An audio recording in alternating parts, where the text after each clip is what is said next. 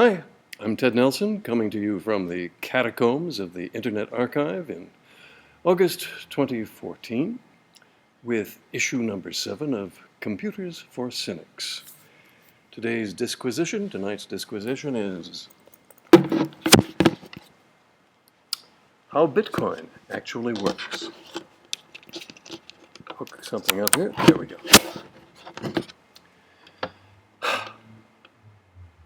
Last year I published a video guessing who the designer of Bitcoin was, after which people started asking me to explain Bitcoin itself. So here goes.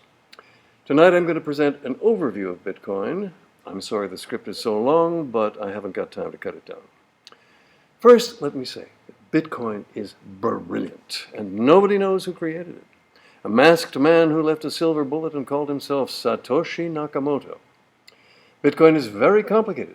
An absolutely amazing structure, system, and plan with multi-sided ingenuity, all around a unified center. When you understand the center, all the other parts make sense, and I'll try to get you to that point. It's all about recording transactions, making sure no one can challenge the record of transactions or change it. I am certain Bitcoin was created by an individual. It had to have been designed in one mind by a brilliant individual with a lot of imagination, persistence, determination, and patience, and very good at detail. To put it technically, there is no way in hell that Bitcoin could have been designed by a committee, because no committee could have possibly contemplated and designed the totality of parts. And no, I am not Satoshi Nakamoto, though I wish I were. It looks like he's cut himself quite a retirement package, 1 million Bitcoins, or 5% of the ultimate supply. If Satoshi is the man I named in the other video, he will be 65, which will be the Japanese retirement age in 2034. If the value of a Bitcoin goes to $1,000 by then, he will have $1 billion. If the value of a Bitcoin goes to $1 million in 2014 dollars, he will be the richest man in the world. And to think that I imagined that creating Bitcoin was a selfless act of benevolence. Well, what the hell. He deserves it, and I can't think of anyone more likely to do good with it. So here's the Bitcoin story. Someone calling himself Satoshi Nakamoto published an article proposing a system of money with no authority in November 2008, then released working software for it 3 months later, open source software which has gone on working ever since with very few problems.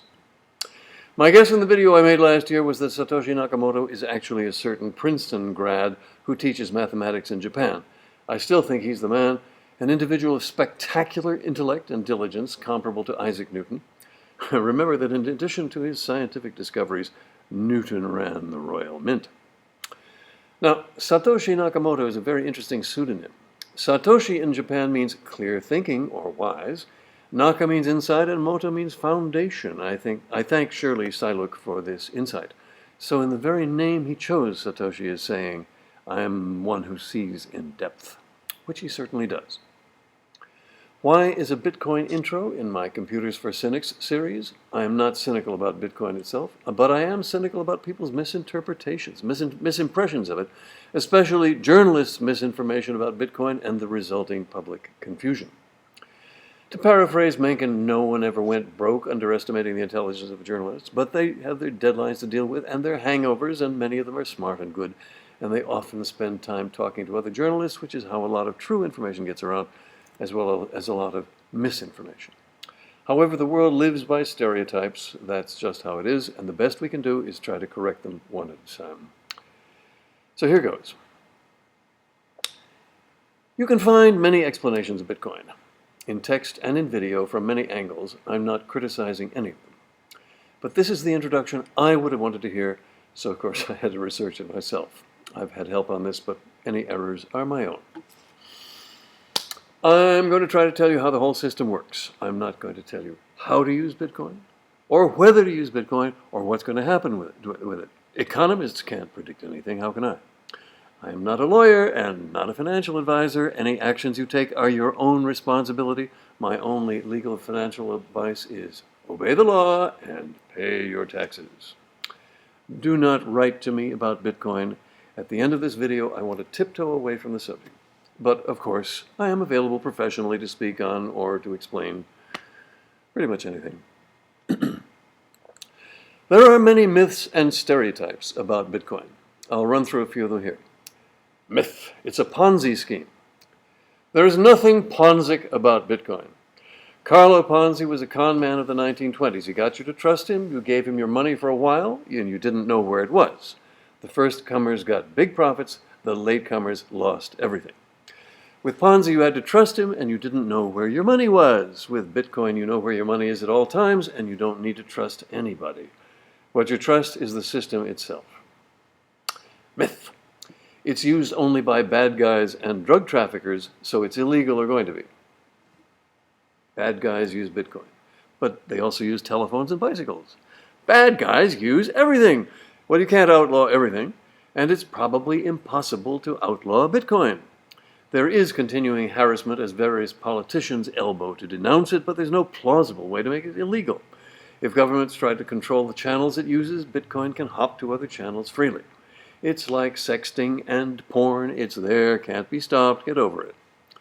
It's impossible to stop Bitcoin, though it could be prosecuted and driven underground, but since there are many, many users and their use cannot be easily tracked, prosecution is not practical. There are plenty of laws already against money laundering and crime. Let the government enforce those. Catch the people who are using Bitcoin to disobey the law, as with the Silk Road guy they caught.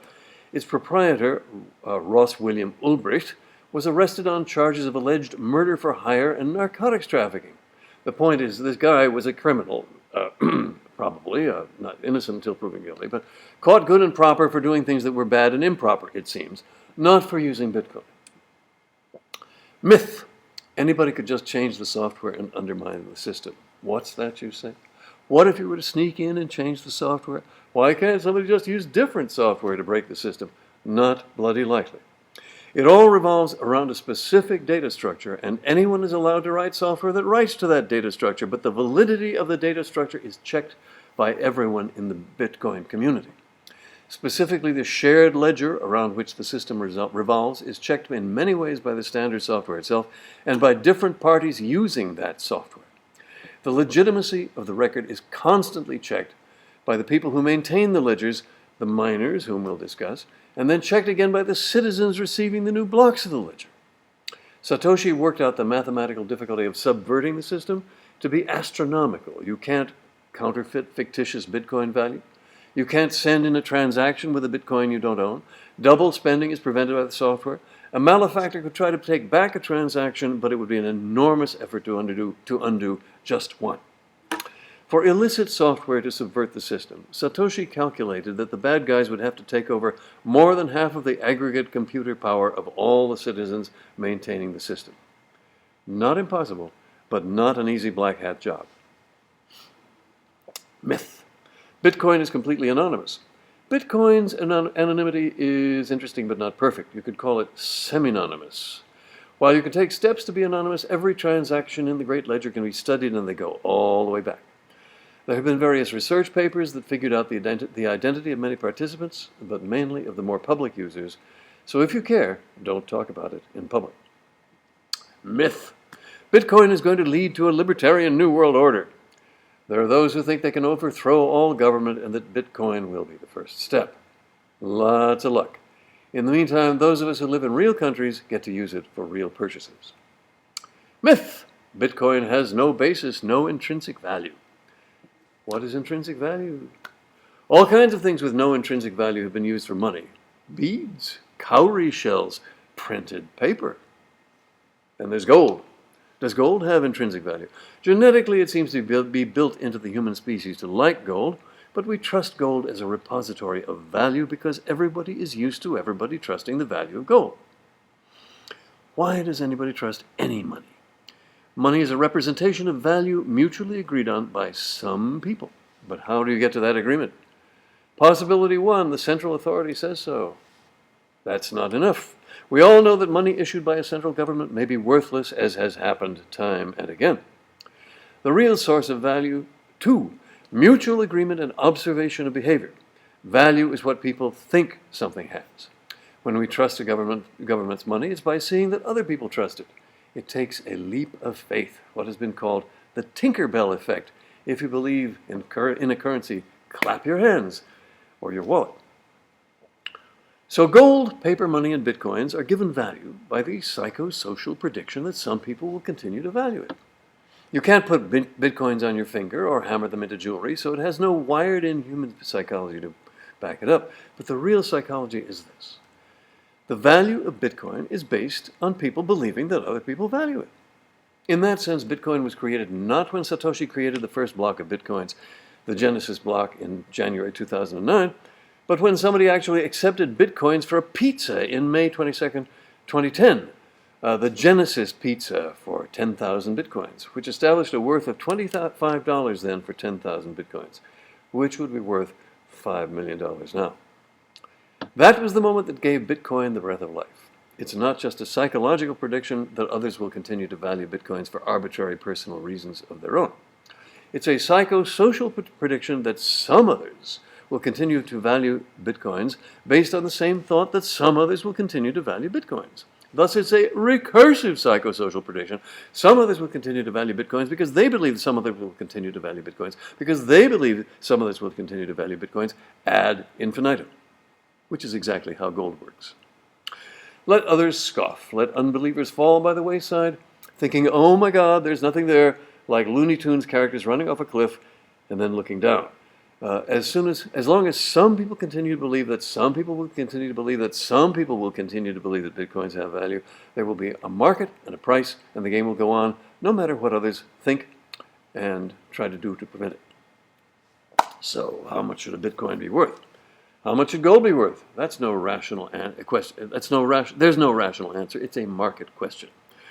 What does the market say right now about the value of a Bitcoin? There are now a little over 13 million Bitcoins, that is, Bitcoin value pools. There's no such thing as a Bitcoin object.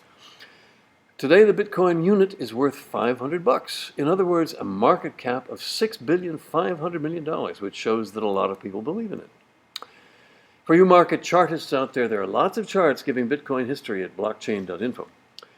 Today's 13 million Bitcoins is a little more than half of what will ever be. An arbitrary upper limit of 21 million Bitcoins will be reached in about 2140. That's a restriction Satoshi built into the software. Like the value of gold, which is very limited in its quantity, this is intrinsically deflationary, very likely to rise in its value. Also, like the value of gold, Bitcoin value seems to go up in crisis times. During the Cyprus banking crisis of 2012, apparently as a way of getting money out of Cyprus, that's the key example, indicating that in times of upheaval, uncertainty, war, bad times, it may dramatically rise again. Pessimists, expecting alas that there may be more upheaval, uncertainty, war, and bad times, may see it as a good investment for this reason. Indeed, a lot of people seem to be holding Bitcoin as an investment. In an analysis of Bitcoin accounts by Ron and Shamir, they found that over 50% of Bitcoins are dormant, probably being held as investments. How high will Bitcoin go? If things get worse in the world situation, could the value of Bitcoin go to 1,000? A million? Hey, I'm just saying.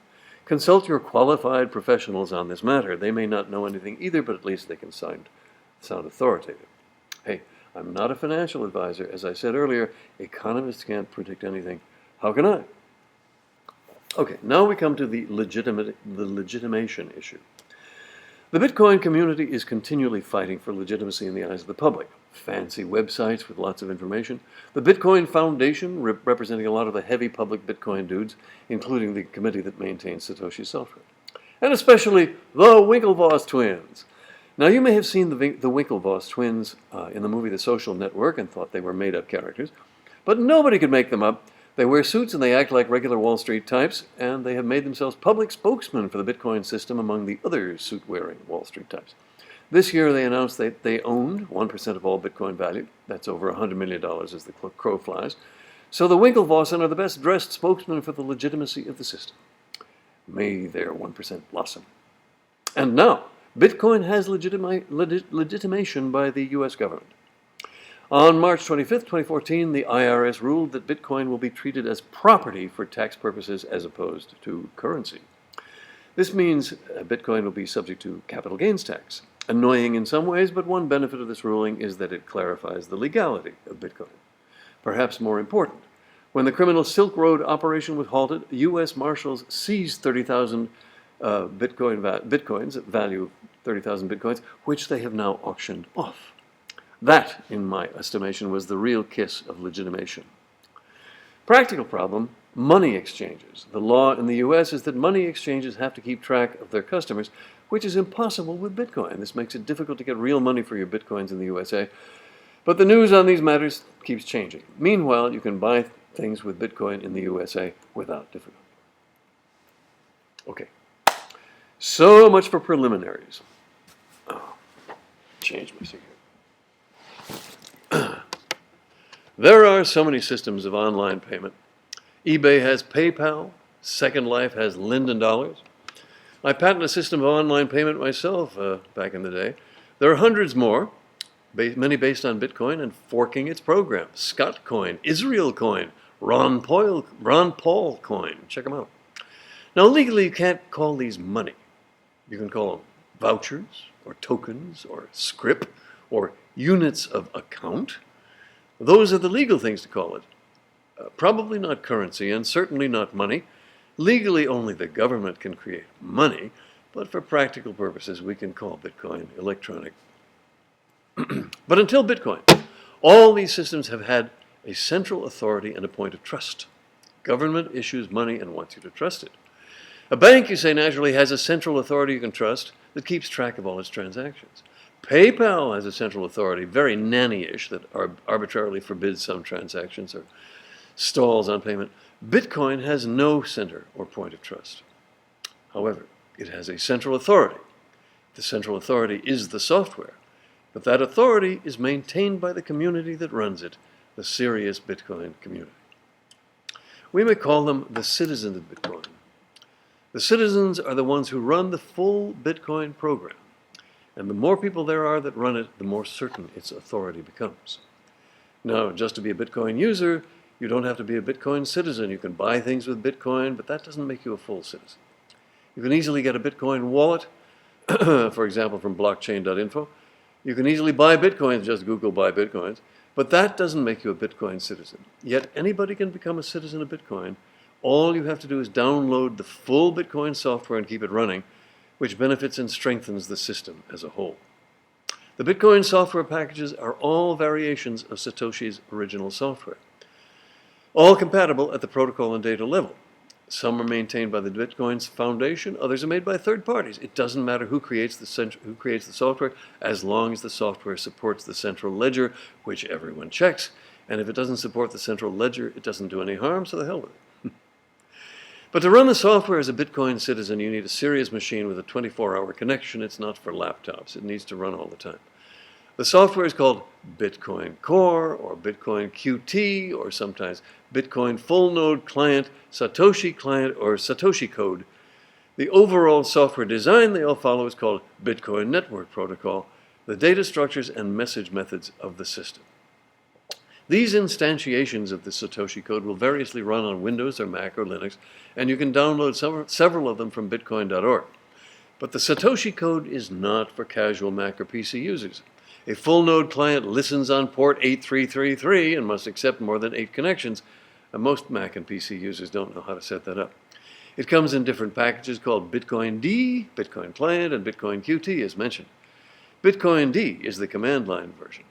Then there are third-party versions, QBitcoin, Pinode, BTCD, written in Ken Thompson's latest language. Ken Thompson, creator of Unix and C, or anyway, B. So there are lots of ways to run the full software as a full Bitcoin citizen. Just running the program is good for the Bitcoin system, even if you're not a user. You're increasing the security of the system. If you just run the program, you are reinforcing the Bitcoin system against possible attackers by increasing the number of verified copies of the Great Ledger, adding one more testimony to the verification pool. Keeping that ledger is like keeping the Sabbath. It's an act of faith, to Bitcoin citizens, a holy act. When I last looked at blockchain.info yesterday, the size of the ledger was 20 gigabytes in some 318,000 blocks. We'll talk about blocks later. As time goes on, all citizens do not have to store the full ledger. They can be digest versions, but even then the space required is non-trivial. Okay, how many citizens Are there? How big is the serious Bitcoin community? There's no telling. There's no census. But I'd guess about 75,000 because that's how many people have watched my Satoshi video, and that number has stopped increasing. But that's just an educated guess. Who are the citizens? We don't necessarily know. You can't see the other members. They can come and go with notice, and so can you. Nobody knows who the others are unless they tell you, and they could be lying, so there's no knowing who the others are in general. But there's no need for trust in each other, no need for acquaintance. What you trust is the system. So here's my overview. The Bitcoin community. Attached on the outside are the casual users down here. Casual users who just have wallets, who have to trust the full members they connect with. Around the outside are the full members. This is the Bitcoin community. So I'm seeing a mirror image of this. Around the outside are the full members of the big Bitcoin community. They are the regular users who have the full software, keep the ledger, and know something about the system. They may be individuals or couples or groups of friends. They may be companies, vendors, companies that sell things denominated in Bitcoins, agencies, companies who do things around Bitcoin. Some of these are exchanges, transfer points, operators of Bitcoin ATMs, wallet companies. Some of the Bitcoin citizens are its guardians, the people who study the code and work on it, respond to alarms and problems, many of whom have a strong interest financially or ideologically in the system continuing to work. This includes the Bitcoin Foundation. Some of the Bitcoin citizens are miners who are really power users. We'll get back to them. Some of the Bitcoin citizens are bad guys, thieves and scammers who are always trying to figure out how to break the system to their advantage. They've sometimes found ways to steal Bitcoin value, but not to break the system. But they too are often full Bitcoin citizens.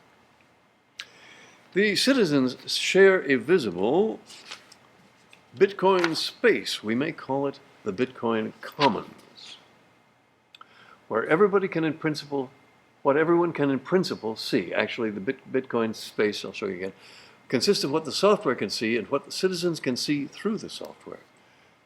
Okay? I'm just listing what everybody has access to, though the channels are many. In the middle, figuratively for all to see, is this shared area or commons. There's no tragedy of this commons. It will be hard to spoil. Citizens can see, or their software can see, the great ledger. We'll talk about that. All the addresses, inside that, all the addresses that have ever received Bitcoin value, and how much value is in each one now. A newsfeed, over here, of what transactions are floating in, that have actually occurred but are not yet finalized. And new candidate blocks, as they arrive, one about every 10 minutes. There is currently no overview of this, but someone could program an animated overview just like this diagram to summarize the various feeds and shared knowledge. Note that not everyone can see exactly the same things. The protocols assure that all the information will propagate to all the nodes, but not simultaneously. So this is in general the view that is shared, though the specifics in each citizen's space will vary. Okay, now let's talk about wallets. A wallet is the interface to your money in the Bitcoin system. You may have many wallets. A wallet holds value and presents it to you. When you wish to transfer value, you so instruct your wallet, telling it the destination and the amount to transfer and providing to that wallet its specific secret key. That amount then disappears from your wallet and shows up the address you have designated, but the transfer may not be validated for minutes or hours or even longer, alas, due to the somewhat erratic timing of the validation process, which I will explain. To state the wallet systematically, a wallet is a software object that receives incoming donations, tells you how much money it contains, and sends out value on demand. Your wallet requires a secret key by which you release money you're sending out. The secret key is not stored readably in the wallet in case someone steals access to it. You need to keep perfect track of your key. You can even back the wallet up in case your first copy is lost, but as with other backups, there can be a problem keeping it up to date. What exactly is in your wallet? One might assume that bitcoins are numbered certificates, like dollar bills. Nope! There are no certificates. There is no Bitcoin object. There is no such thing as a physical Bitcoin, although some people have made plastic bitcoins as novelties. There's not even a data object that can be called a bitcoin. There are only puddles of validated value derived from the events that put them there. So the wallet holds some of your value puddles and shows them to you. The wallet calculates its contents from the verified transactions of the Great Ledger. A wallet can only contain certifiable puddles of value resulting from validated transactions, each provably signed with the donor's secret key, even though that key cannot be seen. So that brings us to transactions. What is a transaction? In the usual world, the physical world, when we say transaction, we generally mean I give you something and you give me something back. Quid pro quo. I give you quo, you give me quid. That's Latin for whatever. Here's my hot dog example. Fast food purchases are simultaneous. When I buy a hot dog, I hold out two hands, one with the money, the other to receive the dog. The risk is minimal. It's simultaneous and there's no trust or delay on either side. But most transactions in the world involve a risk to the first party, the risk that the second party may welsh. Whoever delivers first, either goods or the money, is at risk. Slow food restaurants serve you before you pay. The restaurant owner takes the chance that you might run away or try to get out of it or have a heart attack. They are well practiced and ready for such situations, but even so, such losses are part of their business. Ladies of the night are said to require payment in advance so that delivery to the customer's satisfaction is less certain. In all these real-world cases, the parties have risks. Each of these domains has its own conventions and risk of being stiffed. In Bitcoin, however, the usual transaction is only a one-sided transfer. You're handing the money over. How to get your quid, how to grab your hot dog is your problem. The same issue exists in Bitcoin as it does for cash. Amazon guarantees satisfaction. Bitcoin does not. Whoever delivers first is at risk. That's how it is, and that's not a problem about cash, and it's not a problem about Bitcoin. It's a problem about risk and precaution in any transaction. There are movies with scary scenes where huge sums of money are exchanged in suitcases with machine guns on both sides. That stuff is true. You send the money in Bitcoin to an address. That's all Bitcoin knows. How do you assure equal value received? Conventions vary in different areas of commerce, and trust anywhere is precious. It's your problem. You're not in Kansas or at the mall. So, there are several kinds of Bitcoin transaction. The most basic Bitcoin transaction is the payment transaction, a one-sided transfer of value, as already mentioned. It's a cryptographically signed record where the cryptographic signature is seen by the software but not by any party that reassigns ownership of some Bitcoin value to a new address. Party A relinquishes the money to Party B's address. The value leaves one address and goes to the other. It's recorded in the ledger as a cash payment. It's the quo. The quid is not recorded. This is not an exchange. The donor transfers, donates, bestows, reassigns it. There is no record of what it was for or whether you got what you wanted for it. That's your social problem with the other party. Nothing is physically moved around any more than gold is physically moved when a bank lists a transfer of money from one account to another.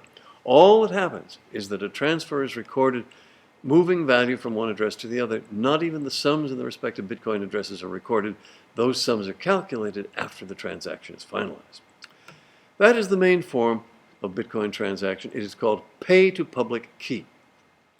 There is also the generation transaction, whereby a miner claims the reward for finalizing a new block. Finally, there's a more arcane form of transaction called the pay-to-script transaction, definitely not for beginners. In the pay-to-script method, savvy users can define new forms of transaction using a Forth-like language that is part of the system. Pay-to-script transactions can be used to create an arbitrarily complex event with dependencies, for example, multi-party transfers of value. But pay-to-script can be defined multi-party conditions and outcomes that are beyond simple imagination. A transaction can also record some record of an event to prove the transaction happened after that time.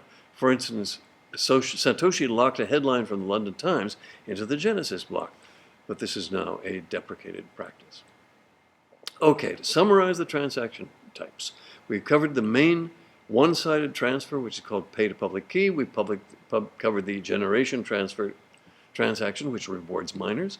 We've covered pay-to-script transactions. So these are all the transaction types I know about that the Bitcoin system records in its Great Ledger. I haven't talked about the fact that you can speed up your transaction by bribing the miners with a tip, but we won't get into that. Now let's talk about the Great Ledger. The Great Ledger is shared by all citizens. It stretches back to the beginning of Bitcoin. The full ledger is available to public scrutiny with a slight blur at the present. We'll talk about that. It holds all the transactions of the past, that is, each bestowal of value to each address. It is a cascading family tree of the history of value transfer between users since the beginning of the system with the Genesis block.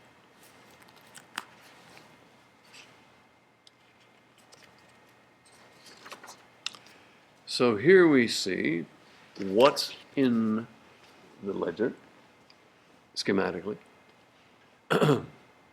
It's a series of transfers between accounts in the whole Bitcoin universe. Sorry. The ledger is a series, oh yeah, I pointed out. The ledger is a series of value transfers, and the current values are constantly computed from the previous transfers. Horizontal lines represent transfers of money, let's say value. Vertical is time. It's like money being transferred from account to account within a bank, except in a bank the transfers are specifically authorized by some banker, and in Bitcoin there's no banker. You can see all the addresses that hold value. Now, these addresses are not URLs. They are addresses in Bitcoin space, also called Bitcoin addresses. You can see every transaction back to the beginning of time, i.e. 2009, when Satoshi started the software rolling by creating the first value of 50 Bitcoins, a chain of custody. You can see, and the software can check, the pedigree of every drop of value backward to its creation. The history of each puddle of value can be checked for legitimacy of its contributing transfers, even if those originating puddles of value are now empty. What is maintained is the value itself, not represented in any certificates or data blocks, but in little pools of signed and authenticated persistence. You can see all the value transfers, even for wallets that have been lost. But if the holders of these addresses have lost the passwords, that value can never be taken out. Annoyingly, everyone can still see the addresses and what's in them, but if only the passwords hadn't been lost. Let that be a lesson. Most governments have laws saying they can confiscate inactive bank accounts, but let them try to get the value out of inactive Bitcoin addresses. Form of the ledger. The Bitcoin ledger is just the series of transactions individually sealed for validity and gathered into blocks, which are in turn sealed for validity. So to sum up the method, you probably ask at the beginning, how do they carry out the function of a central authority to make sure the monies held are legitimate and all transactions are legitimate? Answer, every transaction is confirmed for its validity and sealed into a block. We'll tell you how later. The total value of all these blocks, the total record of all these blocks is called the blockchain. It would have been simpler to call it the ledger, but never mind. Just as each Swiss citizen is required to have a machine gun, every Bitcoin citizen is required to keep a copy of the blockchain.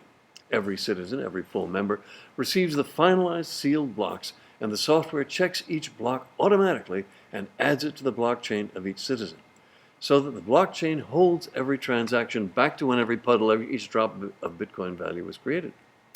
This assures the legitimacy and correctness of every transaction without a central authority and with a simple system of low overhead anonymous transfer. It may sound like high overhead to you, but compared to having banks with employees and fancy buildings and help desks and executives and enormous executive bonuses to bankers for creating phony derivatives and banks paying squillions of dollars to lobbyists to buy Congress, it's very low overhead indeed. Now let's talk about the validation process. Each transaction is validated and then sealed into the ledger. This process is carried out by the so-called miners. We'll discuss them a little later. First, let's talk about the new block. When a new validated block arrives, it is appended to each citizen's copy of the Great Ledger, the blockchain. Each new block must be added to every citizen's blockchain, but before accepting the new block, everyone checks the valid continuation of all the values in the new block. Are we going out of focus here? No. Each member's software checks the validity of all the transactions in the block as hammered in by the miners, we'll discuss that later, to make sure that all the transfers of value are legitimate. This prevents counterfeiting. It assures that every transaction in the block is valid and that later it too can be read reliably from the blockchain as part of the great history. But these are summary checks, not like the deep checks being made while the block is being constructed. There is effectively a cellophane wrapper around each transaction and around the whole block to assure its integrity in the history. As with a cellophane wrapper, you know when it's been broken, and the software can detect any difference. These cellophane wrappers are the hash codes, which I will discuss in the technical section, which is not compulsory. In this way, the software makes sure that all the blockchains agree, and the Great Ledger is the same in every citizen's record. Okay, let's consider two fundamental questions in parallel. How are transactions validated, finalized, and put into the Great Ledger? And also, how does new value enter the system? There's a scarcity management problem. Satoshi only created a value of 50,000 bitcoins to start. He couldn't put millions of value into the system at the beginning. That would have been silly. But as the number of Bitcoin users increases and more value is needed in the system, how to create that new value? You could have Bitcoins rain down randomly. Nothing really wrong with that. It's doable. But it violates people's work ethic, and it doesn't provide incentive for what needs to be done. Because certain work is needed to maintain the system. So Satoshi combined both these issues with a unified solution. For both, one, permanently validating transactions, and two, adding new value to the system, Satoshi created a special role, that of miner. What do the miners do? Shift seats again. What do the miners do? Any Bitcoin citizen can be a miner. When I say a miner, it also refers to a mining company. You can join a group of miners which splits the work and splits the proceeds. But what do they do, and why are they called miners? They're called miners because of the analogy with gold. They do work to create new value, like gold miners digging underground. But they don't dig things out, they bury them. They seal the transactions into the Great Ledger, which is actually the reverse of physical mining. It's embedding. Miners could as well be called authenticators or finalizers or archivists. And as payment for the process, they get new bitcoins, and that is how new bitcoins enter the system. So there's a work ethic here, a Protestant ethic, and perhaps a Japanese work ethic built into the system. So first we'll discuss the benefit from the miners' work, and then how they're rewarded. Once again, what is the main problem of the Bitcoin system? The main problem Satoshi defined is to make sure nobody can change the record. His inspiration was to distribute it among a Bitcoin citizenry, keeping it absolutely unified and unanimous among all the citizens. So here's what miners do to make the system work. The miners validate, authenticate, certify, finalize the transactions by specific processes. 1. To prevent counterfeit transactions, the miner's software checks each new transaction arriving in the commons against the blockchain for the validity of ownership of the value, making sure that each new transaction is a legitimately signed transfer of value, which is in turn from a previously certified transfer of value, etc. And 2, the miner hammers these new transactions into the permanent record so they cannot be challenged. The miner takes the recent transactions and freezes them into a new record called a block, which is sent out to all the Bitcoin citizens. Exactly how this is done I will discuss later in the optional technical section. Once this block is accepted by the citizenry, this record of transactions can't be modified, making the transactions permanent and irreversible so that no one can challenge the transaction or change it. Transactions don't actually get finalized until they're in the Great Ledger, and that doesn't happen until a block has been accepted by the citizens. How the acceptance is managed I'll explain in the optional technical section. For now, please accept this summary. The miner puts a cellophane wrapper on the block that assures its integrity, and this wrapping process takes a great deal of work by the miner's equipment, assuring that it can't be easily counterfeited or replaced. Miners can all have their own methods. Each miner can have a different sequence or heuristic for guessing how to seal in the transactions. Miners may use any software they choose to create and any heuristics or efficiency speedups they like. Miners can use their own software to try to get ahead. It doesn't matter what software the miners use, their work will be checked. A miner or mining company begins to create a block by gathering transactions that have been broadcast, checking them, and when all are checked, sealing the collection of transactions into a final block. So here is the miner's flowchart.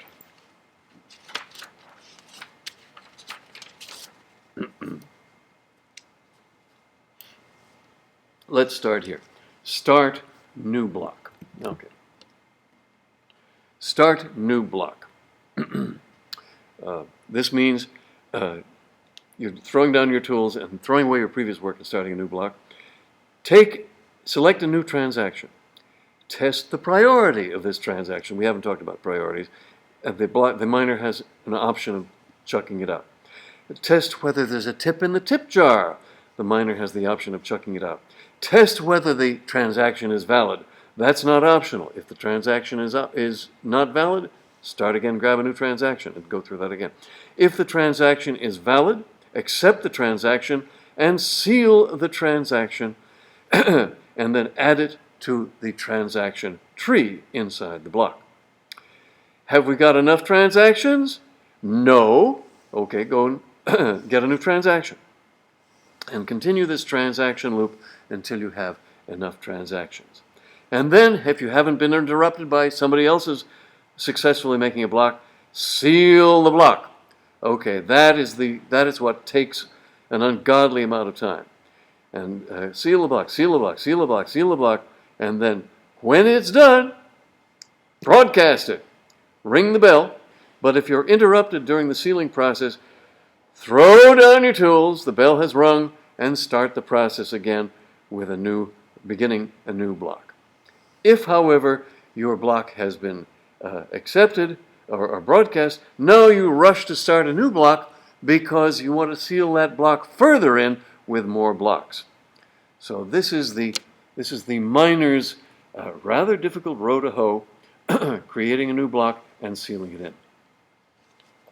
A new block is finished roughly every 10 minutes or 240 times a day. Yes, Satoshi has mechanisms to maintain that timing. He doesn't miss a trick.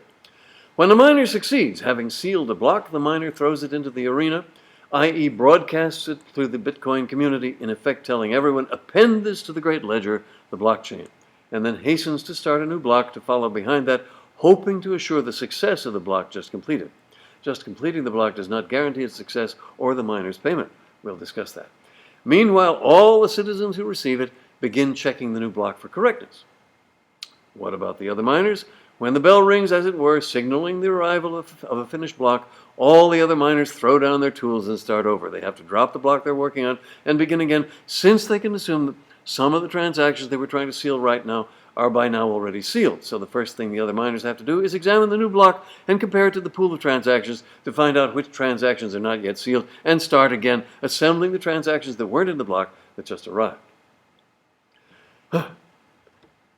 But two miners or mining groups may complete a block at the same time.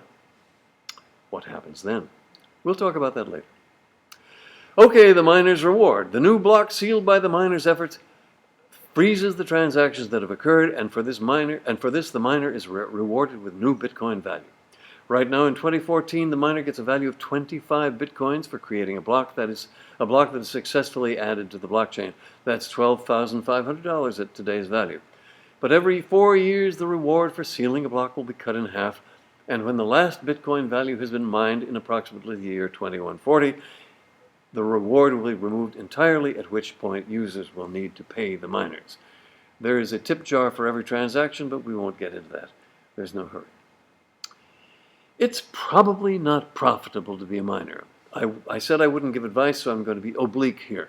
Nobody knows how many miners there are. Nobody can know, but it's a number growing every day. It used to be that you could do the miner's job with a standard computer, but not anymore. A growing number of miners is fighting for those 240 blocks per day with more and more stonking equipment. The stonking processors being sold for Bitcoin mining are not described in the billions of hashes per second. That will become clearer in the optional technical session. But suffice it to say that the Bitcoin miner is competing with hundreds or thousands of others that have comparable super equipment. It's not a promising occupation. Okay, we've covered all the main stuff. Winding down now, let me read you part of Satoshi's summary from 2008. Quote, "A purely peer-to-peer version of electronic cash would allow online payments to be sent directly from one party to another without going through a financial institution. We propose a solution to the double spending problem using a peer-to-peer network. The network is robust in its unstructured simplicity. Nodes work all at once with little coordination. They do not need to be identified since messages are not routed to any particular place and only need to be delivered on a best effort basis. Nodes can leave and rejoin the network at will, accepting the proof of work chain, that is what the miners do, as proof of what happened while they were gone. They vote with their CPU power." Unquote. This is a simple vision implemented with great intricacy, making sure no one can challenge the transactions, change it, making it, how do you make a digital record that can't be easily changed? That is the problem Satoshi solved. Naturally, the complex details we've gone through are all in the service of this simple vision. But as the 19th century Shakers used to say, God is in the details. A slogan that has later been perverted by latter-day Manichaeans. Satoshi seems to have a direct line to the God of details that so many of us revere. Okay, you may want to quit now. Now you know more about Bitcoin than most journalists or any politicians unless they've seen this video. Unless you want to get seriously involved with Bitcoin or unless you enjoy technicalities, you may want to stop at this point. So for right now, I'll just say, be careful, obey the law, pay your taxes, and don't forget capital gains tax applies when you sell your Bitcoins for a profit. Sayonara. Still there? Okay. Now for the tricky parts, for those who love technicalities or want to get seriously involved. What if the miners disagree? What if two blocks come in at the same time? That takes us to technical topic 1, the section I call the fog of war. Von Clausewitz, the great military theorist, speaks of the fog of war in which commanders must operate, trying to see what is happening through a screen of conflicting reports. The commander may know what happened yesterday, but can't be sure of what is happening now. Well, in the Bitcoin world, there is a fog of war and uncertainty as to the true transactions. Like von Clausewitz's generals and captains, all citizens know what happened yesterday, but can't be sure of what is happening now. This is not usually explained. The fog in the system, the dust in the air, consists of varying views because propagation is not instantaneous, and different citizens have different stuff in their comments. The limbo of unfinalized transactions. There are always unfinalized transactions, and these issues resolve to the war of block against block, miner against miner. Let's talk about that. There are 240 new blocks every day being fought over by nobody knows how many miners and mining teams, I'm assuming thousands. The main way for a miner or mining team to get paid is to be the next to seal a perfect block for the blockchain and get it out to the world before some other miner does. So what happens if two perfect blocks arrive in a citizen commons from two different miners at the same time?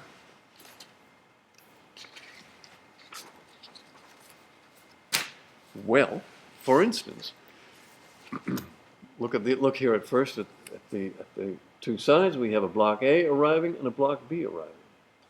And note that block A may take in different transactions from block B. So block A and block B can both be valid blocks, each taking in a different set of transactions. And the question is, which one is valid? If two miners mine the same transactions in two overlapping collections, where the collection of transactions in one block doesn't match the collection in another block, which is correct? Each miner or team of miners will hope their new block will be accepted and finalized, in which case they'll get paid. But this is a realm of uncertainty as to who will be rewarded for finalizing which transactions. What is the rational, determinate way to decide which block wins? Satoshi foresaw the problem. Will there be a discussion? Will there be some comparison of which is better? Fog of War, picture 2. Competing blockchains.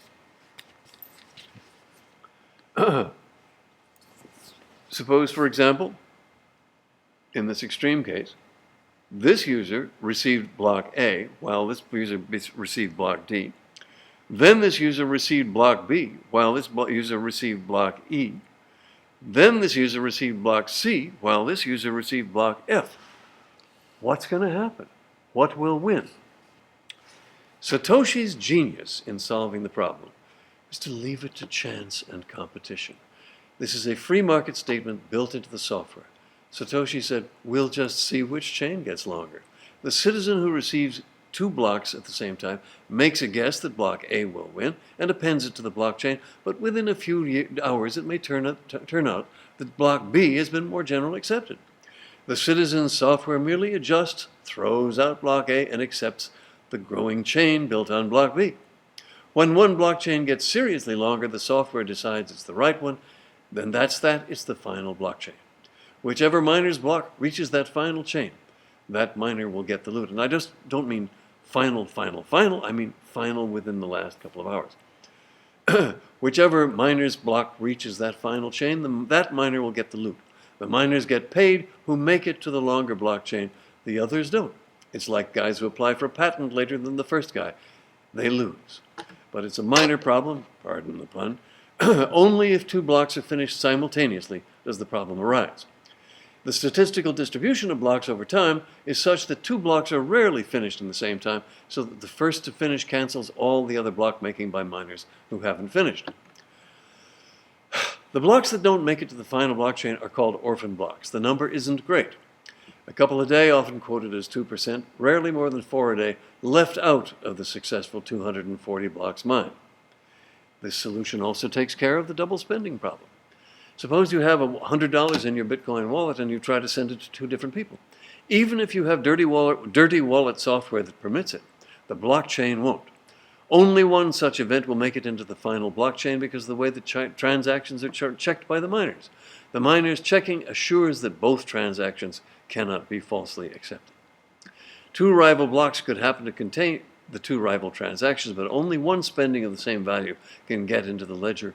Satoshi doesn't care which. Okay, technical topic 2. Let's talk about public key cryptography. When I was a kid, we'd send a box top and a quarter to Captain Midnight on the radio. Actually, it was an Ovaltine label, and get a Captain Midnight decoder badge. So on the radio, Captain Midnight would say something like, set your decoder to W15, here is your secret message, and then a string of numbers which we would adopt, and it would a hint about tomorrow's plot. Heavy stuff. Well, that's more or less how codes worked from the time of Julius Caesar, yes, he used something like that, till recent times. More recently, they've used keys. A key is a string of numbers or letters that is used to encode or decode something.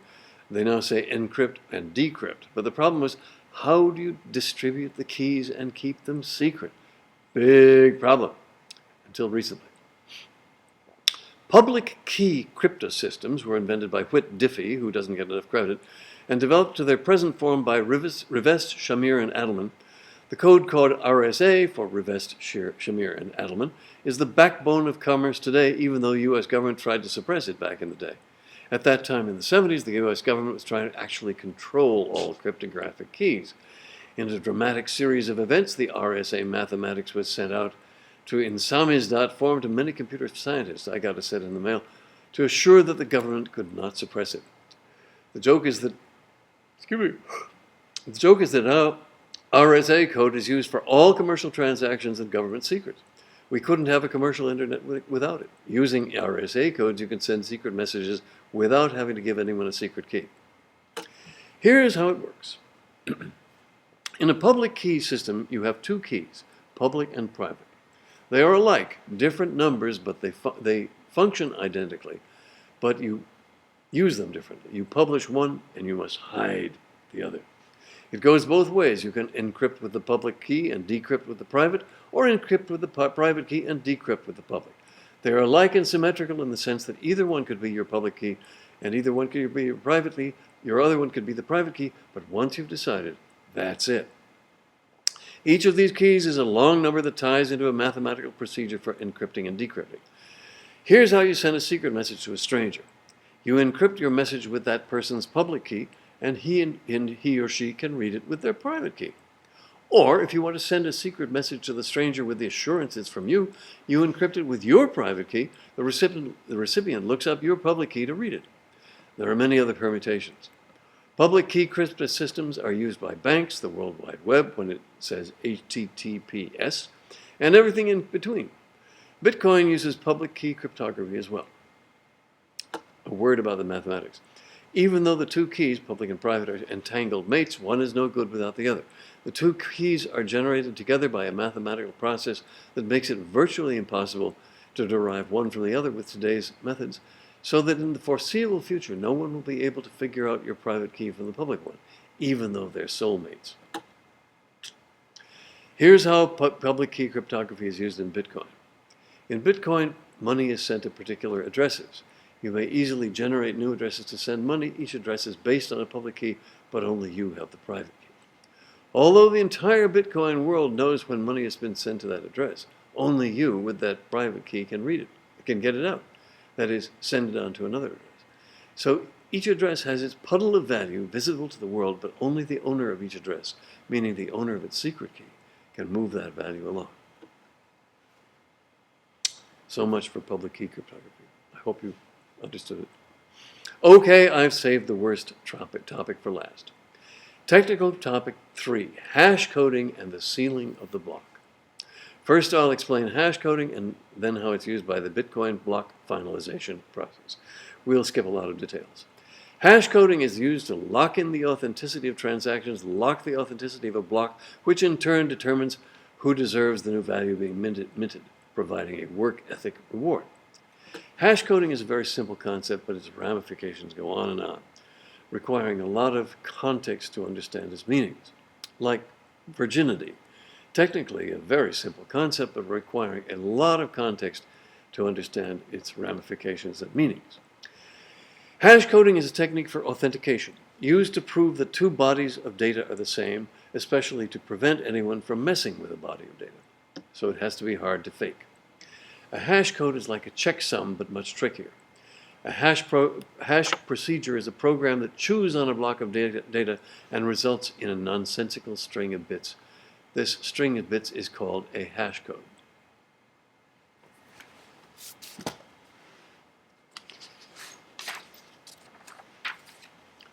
So, here is your block of data. It can be any size, from 1 bit to a squigabyte. And here is the hashing procedure, which is the same, ultimately, regardless of what it's doing. It is somehow taking all the bits of the data and messing with them. You can add all the bits as if they were, the hashing procedure can be anything. You can add all the bits as if they were numbers, flip the bits from 1 to 0 and vice versa, reverse the bits lengthwise, multiply them, interpret them as Unicode and turn each one around, and interchange the first and last half of a word, etc. All of the above and much more complex functions. So a hash procedure is any well-defined process that makes a summary of a block of data, any formula for deriving an unpredictable string of bits from that block of data. And here is the resulting string of bits, which is called a hash. The hash procedure results on a string of data of a final certain length. A cryptographic hash is a validated hashing procedure that's been certified as very unpredictable. If you make a change in the block of data, you cannot know which bits will change in the resulting hash code, or how many will change. Bitcoin uses more than one cryptographic hashing method. The main one is called SHA-256, which results in a 256-bit hash. Another one is the RIP EMD160, which results in a 160-bit hash. Okay. The resulting hash code that they derive is reliably always the same, is unpredictable. So if you change 1 bit anywhere in the data, it can change any and all parts of the resulting hash code unpredictably.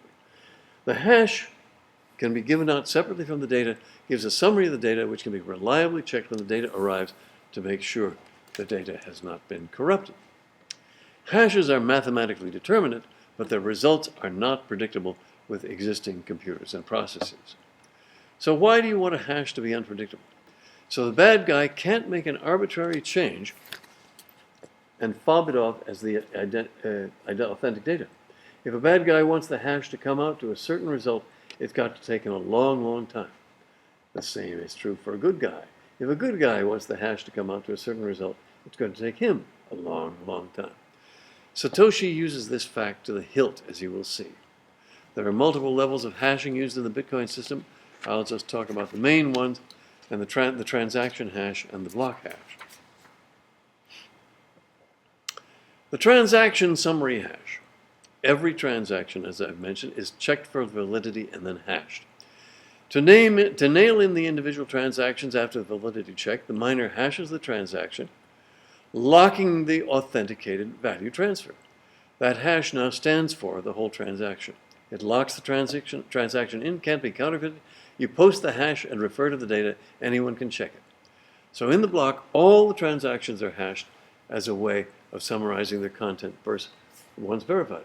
These are made into a tree of hashes. Here's a hash, those are hashed. Here's a hash, those are hashed. Those hashes are hashed, and so on, until this whole pile of transactions is represented at last by just one hash. It's technically call it the summary hash. It's technically called the Merkle root. Now for the real work. The block hash that seals the whole thing, the Satoshi proof of work. Blocks cannot be generated lightly because they have to have this cellophane wrapper. Satoshi calls it a visible proof of work signature, showing that somebody's system worked hard to lock it up this way. Why does there have to be a lot of work to seal a block? Because otherwise a bad guy could easily counterfeit a block with phony transactions. But if making a block takes a whole lot of work, and a lot of good guys are mining, that is trying to seal blocks, the combined firepower of the good guys is going to outgun anyone trying to subvert the system. That was Soshi's calculation.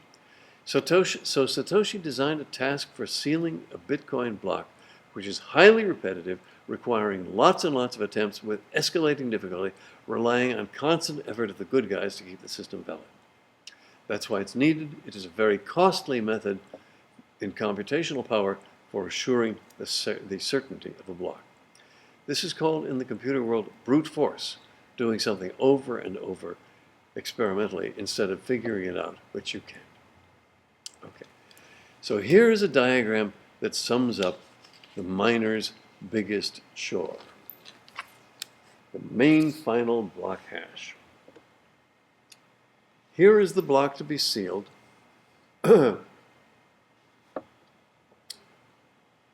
Now reduced to a single number, as we've said, the summary or Merkle root. The number that all the transactions have been boiled down to. There. The summary hash. Here it is, the objective.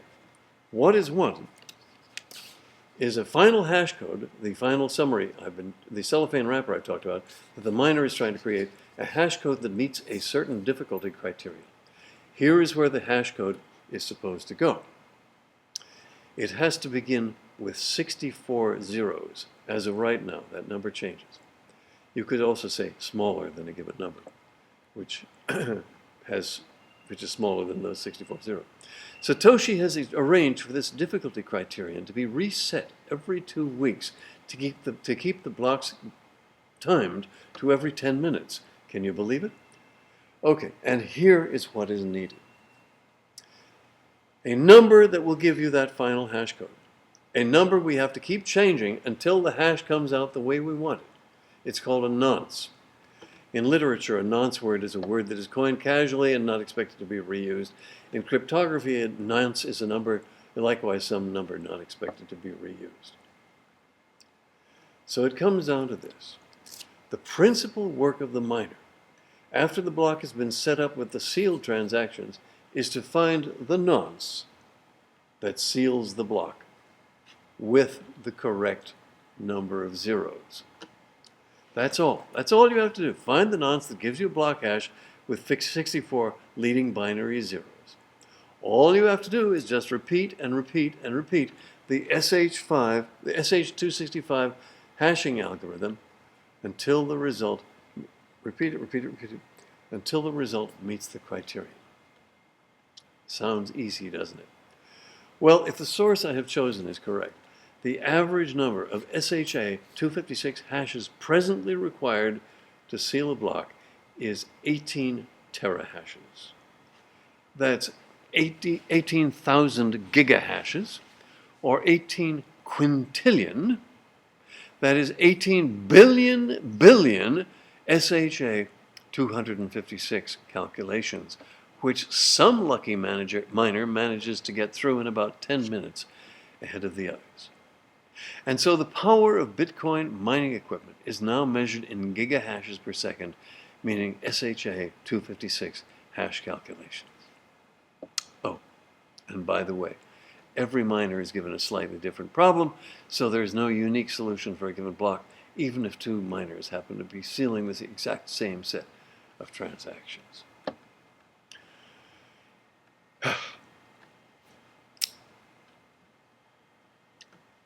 Close. The big bank in the sky. We may think of the Bitcoin system as one great big bank in the sky, with many accounts, transferring money among those accounts. The whole record is readable of every transfer from account to account since the system started. It's all done by a system of software that manages to facilitate exchange, prevent counterfeiting, prevent double spending, allocate new units. The software runs peer-to-peer in that there's no center, there are no servers.